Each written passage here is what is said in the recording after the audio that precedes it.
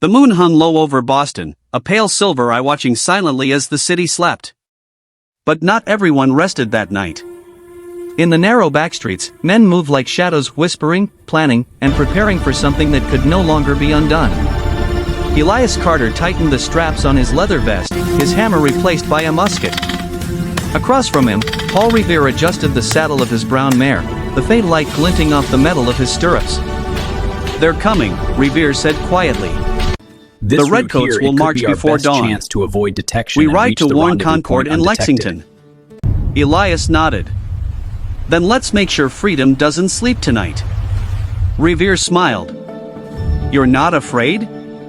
Of dying? Maybe. But of living as a slave under a king I never chose? Never."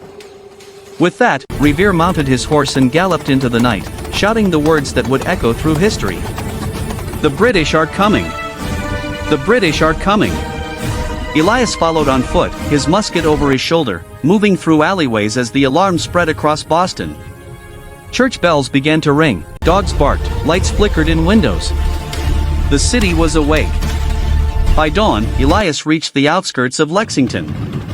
The morning air was sharp and cold, carrying with it the sound of drums and distant marching. In the green field ahead stood a line of colonial militia, farmers, blacksmiths, and carpenters, their faces pale but determined. The British soldiers, in their red coats, approached in perfect formation, bayonets gleaming in the rising sun. A British officer called out, "Lay down your arms, you rebels, and disperse." Silence. Elias stood near the front, heart pounding. To avoid detection He could see the smoke from the soldiers' muskets before he heard the first shot. No one knew who fired it. History would later call it the shot heard round the world. The air exploded with gunfire. Elias dropped to one knee and fired back, the recoil jolting through his arms. The smell of gunpowder filled the air. Men shouted, fell, and rose again. The war had begun. When the smoke cleared, the field was littered with the wounded and the dead. The British troops marched on toward Concord, but the colonists had already sent word ahead. Elias helped Jacob, his young apprentice, who had somehow found his way to the front lines. "You shouldn't have come," Elias said, gripping the boy's shoulder. "If freedom's worth dying for," Jacob replied, trembling but proud, "then it's worth fighting for." Elias smiled sadly. "Then fight we will." That evening, as the red sun dipped behind the hills, Elias watched the flames rise from the bridge at Concord. Muskets cracked again and again, echoing across the valley. For the first time, the colonies had stood against the British army and held their ground. The revolution had begun. Far away, in Boston, Abigail Moore heard the news from her father's study. The British governor cursed under his breath, furious at the camp at Cambridge, June, 1775. The encampment stretched for miles, tents made from rough canvas, smoke from campfires curling into the summer sky. Men drilled in lines, muskets gleaming, their shouts echoing across the fields. This route Above here, them, it could for be the our first best time, chance to flew a avoid flag that detection bore and no reach the king's rendezvous crest, point only the bold undetected. stripes of a new dream. Elias trained with other volunteers. Days were long and hard, nights were cold. Food was scarce, but hope was not. One evening, as the sun dipped behind the hills, he sat by the fire with Jacob, who had followed him despite his protests. "You should be home," Elias said, breaking a piece of hard bread in half. "This isn't a blacksmith's forge anymore. It's war." Jacob smiled faintly. "You once told me freedom needs to be spoken. I just thought it also needs to be fought for." Elias looked at the boy with quiet pride. "You've grown up too fast." Before he could reply, a rider galloped into the camp, shouting breathlessly, "The British are moving toward Charlestown. They're taking Bunker Hill." The men around the fire froze. The air itself seemed to tremble. Warren stood on a crate, shouting above the chaos, "To the hill, men! Hold your ground. Let them see that we are not afraid." Elias grabbed his musket and ran. The smoke of Lexington and Concord still hung in the air when This Boston route awoke here, to it a could new be our reality. best chance to avoid detection and reach the rendezvous point undetected. And there was no turning back. Every street corner whispered the same words: "War has begun." Elias Carter walked through the crowded streets, musket slung over his shoulder. The faces around him were a mixture of pride and fear: shopkeepers, farmers, young boys barely old enough to shave, all preparing to fight for something they had never known before: freedom. The British had fortified the city. Their ships loomed in the harbor like floating fortresses, cannons ready to fire. Redcoats patrolled the gates, keeping watch on every colonist as if each one were a traitor. Elias pushed open the door of the Green Dragon Tavern. Inside, the air was thick with pipe smoke and tension. Men stood around tables covered with maps and letters. Among them, Dr. Joseph Warren, one of the leading revolutionaries, turned as Elias entered. "Carter," Warren said, "we need strong arms and brave hearts.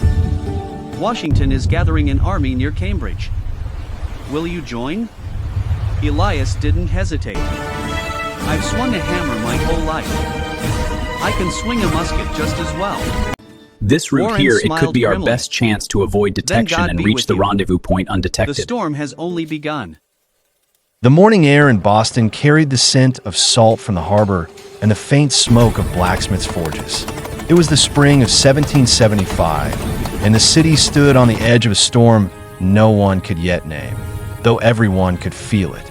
Inside a small workshop tucked between two brick houses near Hanover Street, Elias Carter swung his hammer against glowing iron.